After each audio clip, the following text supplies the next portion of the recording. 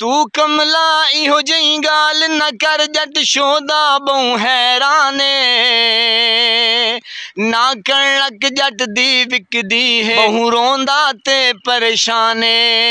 giddy महंगी खाद ते पानी भी उंदा थिया बहु नुकसाने कु घाटे कणक दिखावे सन आजम ओई इंसाने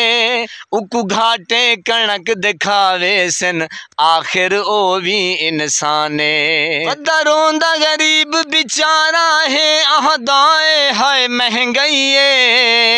न गरीब दे बारे सुचेंदे कोई पीडीएम ता हर जाइए वध कीमत गई है हर शै दी क्यों कणक सस्ती थईए रुल गे दी आजम खैर होवे मेरे मुल्क च मची तबईए रुल गे दी आजम खैर होवे मेरे मुल्क च मची तबईए तू अखियां दी रखवाली रख भावे ऐनक चिट्टी काली रख